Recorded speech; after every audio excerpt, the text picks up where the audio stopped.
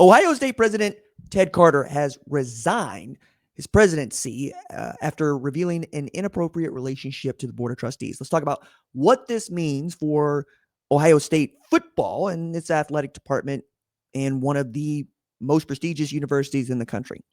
What's up, kid folk? It's RJ Young. I am not on a step mill. If this is your first time watching Adapt and Respond, thank you for joining us here. We talk college football year round. If you're into that, hit that subscribe button, like this video, answer the question in the comments below. Do you think that Ted Carter resigning his presidency will affect the run that Ross Bjork and Ryan Day have been on as athletic director and head coach for the Buckeyes? This news that Carter is resigning was broken earlier this morning, as he told people, "I'm not going to be the president any longer," after having just got that post in January. As a matter of fact, he comes in January 1. They win the national championship later that month.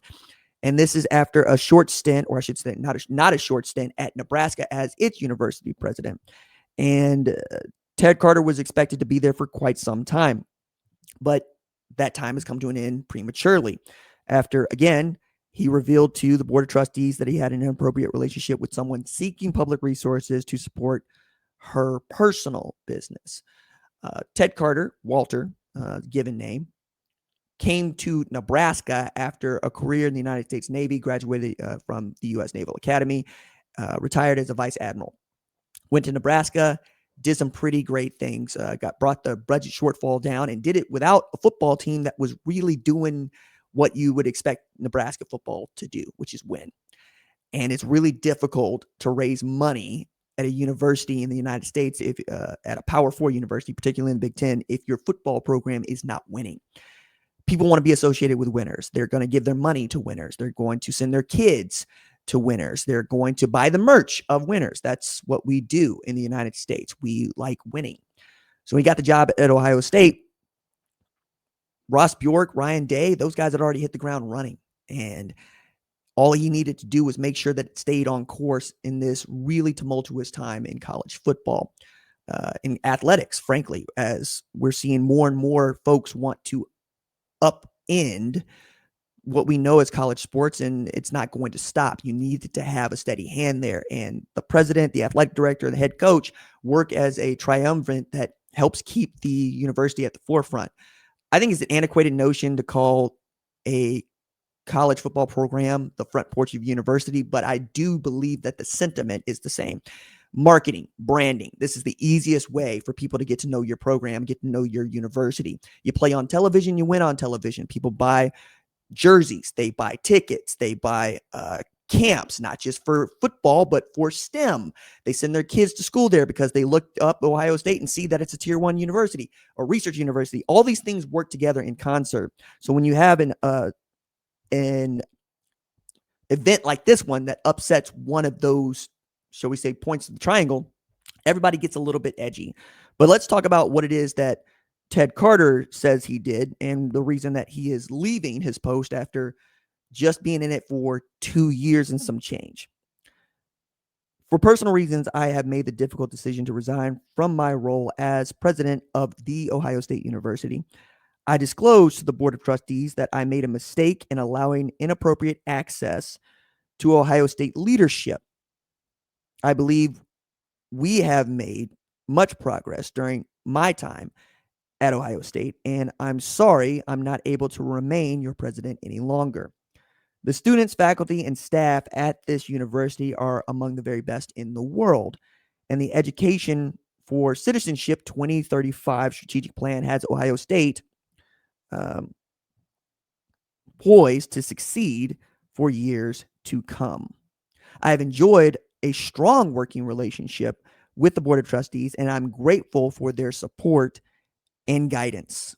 Linda and I, his wife, leave Ohio State with gratitude and appreciation for this wonderful community. It has been an honor to serve as this university's 17th president, and we wish the university ongoing success.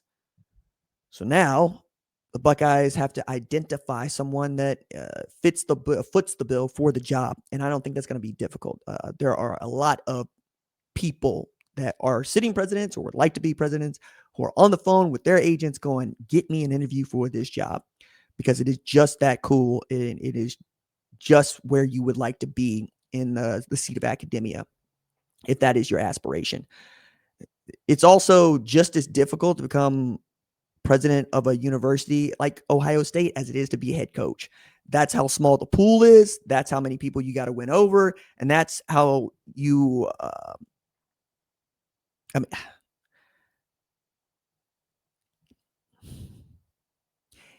it is a skill set that is part politician, part business person, and part fundraiser. It is not necessarily a skill set that you teach, even on the way up, right? Like you learn how to be a great administrator by being an administrator, which means you learn all the goings on, the nooks and crannies, and ways in which things get done by being in it. Again, not unlike being a head football coach. You probably started as a gopher somewhere, quality control assistant, and work your way into being a grad assistant, work your way into being an assistant position coach, and then probably position coach, and hopefully coordinator, and then hopefully head coach. But where and how and who, we don't really know.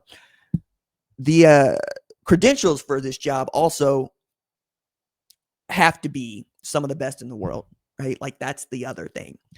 It's not the kind of job you usually get after graduating from the University of Phoenix at any point in your career, right?